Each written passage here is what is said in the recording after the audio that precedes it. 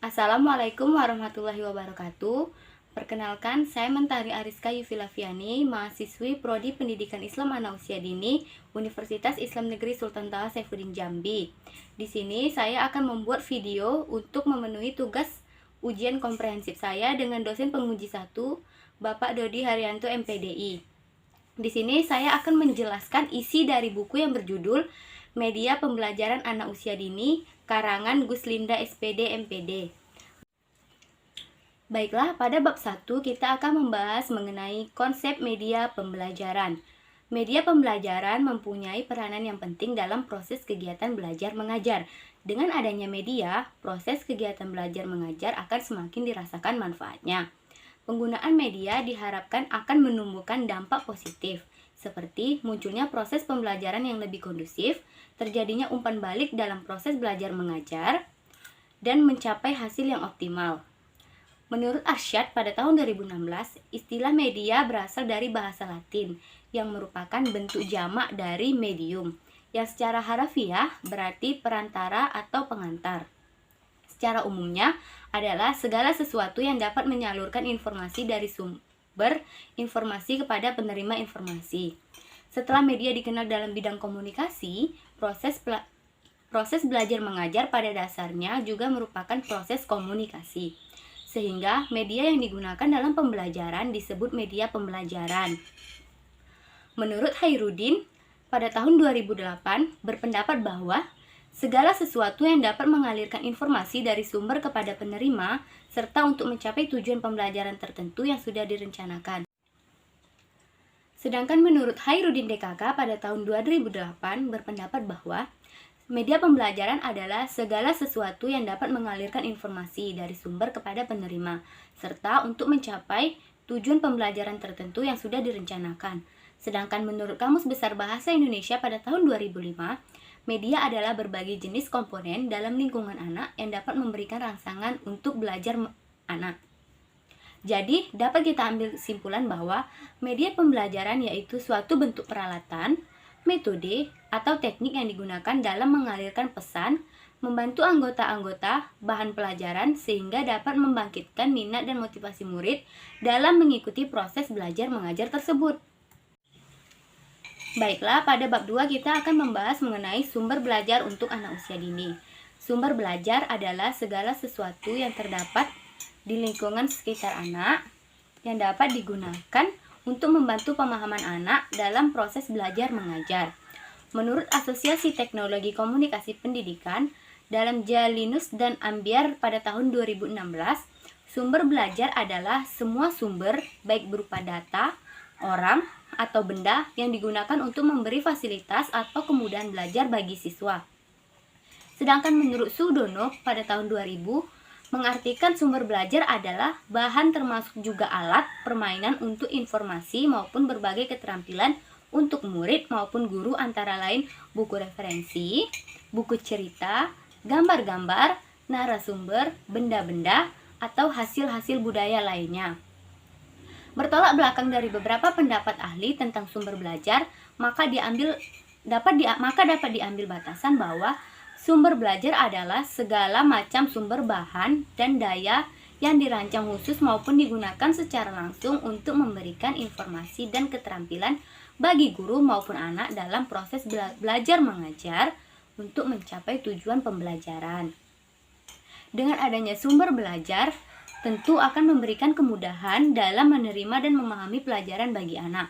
Dan sebaliknya, bagi guru tentu akan memberikan kemudahan dalam penyampaian materi pembelajaran.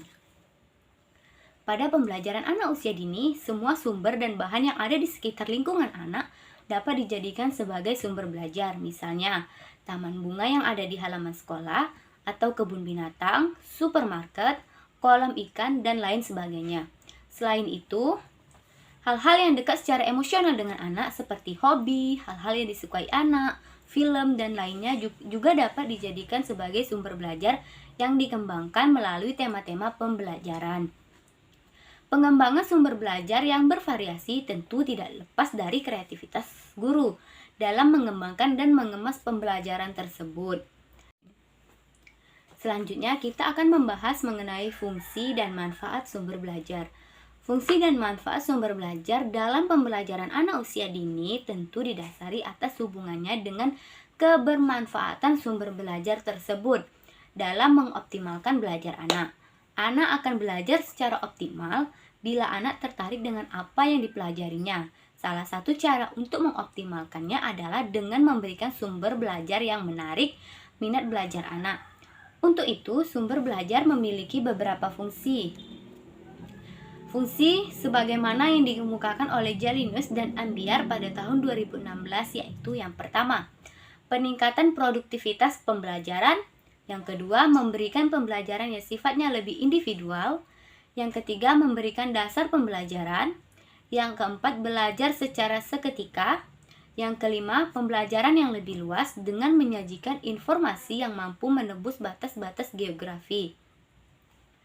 Selanjutnya kita akan membahas mengenai klasifikasi sumber belajar. Masalah sumber belajar adalah hal yang tidak dapat dipisahkan dalam pembelajaran. Bagaimanapun, sumber belajar merupakan bagian yang terpenting, terutama untuk anak usia dini. Pada pembelajaran anak usia dini, tanpa adanya media atau sumber belajar, maka sulit untuk membelajarkan anak. Namun, bagaimanapun sumber belajar untuk anak usia dini, sangat banyak pula tersedia di sekitarnya. Selanjutnya pada bab 3 kita akan membahas mengenai alat permainan edukatif untuk anak usia dini atau yang sering disebut dengan APE. Selain media dan sumber belajar pada pembelajaran anak usia dini, juga diperlukan alat permainan edukatif atau APE. Walaupun alat permainan juga merupakan bagian dari sumber belajar, sesuai dengan prinsip belajar anak usia dini yaitu bermain seraya belajar, karena bermainnya anak usia dini dengan tahap belajar. Dalam bermain, anak akan mendapatkan pengalaman-pengalaman baru yang dapat mengasah pertumbuhan dan perkembangan anak. Untuk itu, perlu adanya alat-alat permainan yang dapat digunakan untuk kegiatan belajar tersebut. Alat permainan edukatif atau yang sering disebut dengan APE adalah bermacam-macam peralatan atau sesuatu benda yang dapat dipergunakan untuk bermain, yang mana peralatan atau benda tersebut dapat menstimulasi dan mengembangkan seluruh kemampuan anak. APE merupakan alat bantu bermain sambil belajar yang meliputi alat-alat untuk bermain bebas dan kegiatan-kegiatan di bawah pimpinan guru. Menurut Meike, dalam zaman DKK pada tahun 2005 mengatakan bahwa APE adalah alat permainan yang sengaja dirancang khusus untuk kepentingan peserta didik. Selanjutnya, Depdiknas Dirjen PAUD 2007 menjelaskan bahwa alat permainan edukatif adalah segala sesuatu yang dapat digunakan sebagai sarana atau peralatan untuk bermain yang mengandung nilai edukatif, pendidikan, dan dapat mengembangkan seluruh kemampuan anak. Berpijak dari beberapa pendapat para ahli yang dijelaskan, maka dapat dikatakan bahwa alat permainan edukatif adalah alat permainan yang sengaja dirancang untuk pendidikan dan pengembangan anak usia dini. Alat permainan yang dirancang tersebut dapat mengembangkan beberapa aspek perkembangan anak. Selanjutnya, kita akan membahas mengenai ciri-ciri alat permainan edukatif atau yang sering disebut dengan APE. Alat permainan edukatif untuk anak usia dini yang dimaksud yaitu alat permainan yang dirancang khusus untuk anak usia dini. Alat permainan tersebut dirancang berdasarkan kebutuhan anak untuk pengembangan potensi-potensi yang ada pada diri anak. Untuk itu, alat permainan edukatif berbeda dengan alat permainan secara umumnya. Karena itu, alat permainan untuk pendidikan anak usia dini memiliki beberapa ciri sebagaimana yang dikemukakan oleh zaman DKK pada tahun 2007, bahwa alat permainan edukatif untuk anak usia dini adalah yang pertama, ditunjukkan untuk anak usia PAUD atau TK. Maksudnya alat permainan yang dibuat hendaknya digunakan untuk anak usia PAUD atau TK, bukan untuk anak SD yang usianya berbeda dengan anak PAUD.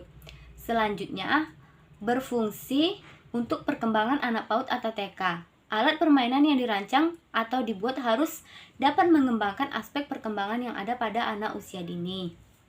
Yang ketiga, dapat digunakan dengan berbagai cara, bentuk, dan untuk berbagai tujuan pengembangan atau multiguna bermanfaat. Selanjutnya, aman bagi anak. APE yang dikembangkan atau dibuat aman bagi anak, maksudnya saat anak memainkannya tidak membahayakan dirinya. Selanjutnya, untuk mendorong aktivitas dan kreativitas. Selanjutnya, bersifat konstruktif atau ada sesuatu yang dihasilkan. Yang ketujuh, mengandung nilai pendidikan. Setiap APE yang dibuat mengandung nilai pendidikan dan bermanfaat untuk anak. Selanjutnya kita akan membahas mengenai jenis alat permainan edukatif. Jenis alat permainan untuk anak usia dini secara umum dapat dilihat berdasarkan pertama, penempatannya, yang kedua, tujuan dan aspek perkembangannya, yang ketiga, pembagian APE berdasarkan pendapat ahli.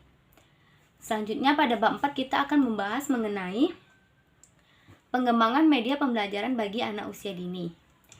Pembelajaran berbasis budaya merupakan suatu bentuk pembelajaran yang bertujuan memberitahukan kepada anak didik mengenai kebudayaan yang ada dan berkembang di lingkungannya. Kebudayaan yang sering terjadi, budaya-budaya tersebut tidak hilang dan tidak teraturnya waktu. Pengenalan budaya pada anak usia dini dapat dilakukan dengan penggunaan media-media pembelajaran yang bernuansa budaya setempat. Selanjutnya pada bab 5 kita akan membahas mengenai media pengembangan seni anak usia dini. Seni adalah sebuah kegiatan yang tidak bisa terlepas dari manusia karena seni menemani manusia mulai dari lahir sampai akhir hayat. Seni dalam kehidupan manusia adalah bagian yang tidak dapat dipisahkan. Dia akan selalu ada dalam kehidupan terutama pada usia dini. Seni yang lebih dikenal dengan rasa keindahan pada umumnya yang melengkapi kesejahteraan hidup yang dinyatakan dalam pikiran menjadi bentuk yang dapat disalurkan dan dimiliki oleh setiap orang. Menurut Herbert Reed Hattie pada 2006 bahwa pengalaman rasa estetis dapat diwujudkan dalam penciptaan bentuk-bentuk yang menyenangkan. Seni menurut Thomas Munro Sumantro pada tahun 2006 adalah alat buatan manusia untuk menimbulkan efek-efek psikologis atau manusia lain yang melihatnya. Menurut Sudarso Mike Susanto pada tahun 2002, seni adalah karya manusia yang mengomunikasikan pengalaman-pengalaman batinnya. Pengalaman batin tersebut disajikan secara indah sehingga timbulnya pengalaman batin pula pada lain yang menghayatinya. Selanjutnya, kita akan membahas mengenai pembelajaran seni pada anak usia dini. Pengembangan seni di taman kanak-kanak merupakan salah satu dari bidang pengembangan kemampuan dasar yang disiapkan oleh guru untuk meningkatkan kemampuan dan kreativitas anak sesuai dengan tahap perkembangannya. Ada 7 fungsi dari pengembangan seni.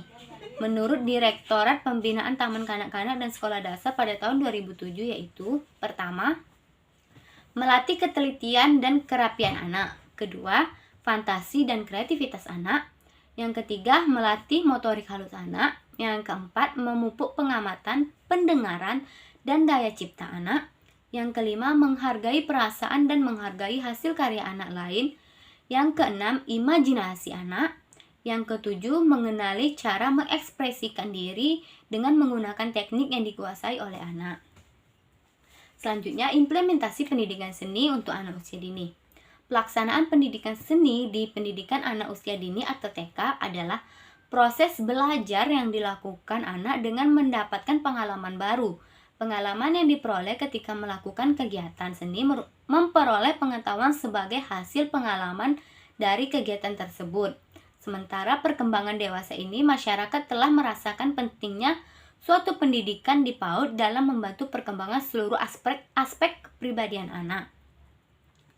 Karena kebanyakan anak yang memperoleh pendidikan di PAUD lebih mudah menerima pendidikan lebih lanjut daripada anak yang tidak memperoleh pendidikan di PAUD. PAUD sangat penting bagi anak. Proses belajar mengajarnya menggunakan media. Implementasi media pembelajaran terhadap pengembangan seni di PAUD bagi guru yaitu guru dapat menerapkan media seni di dalam proses pembelajaran di kelas. Karena setiap pembelajaran di kelas menggunakan media, baik itu media visual maupun media audiovisual. Maka untuk menerapkan seni di setiap pembelajaran dapat dilakukan menggunakan dan menerapkan seni tersebut. Yang pertama dapat dilakukan dengan boneka jari. Yang kedua, mencetak prinsip. Yang ketiga, menggunakan clay. Yang keempat, dengan menggunakan kerincing. Baiklah, itulah penjelasan saya dari isi buku media pembelajaran anak usia dini karangan Gus Linda SPD MPD. Semoga video ini dapat bermanfaat untuk teman-teman semua. Saya akhiri, wassalamualaikum warahmatullahi wabarakatuh.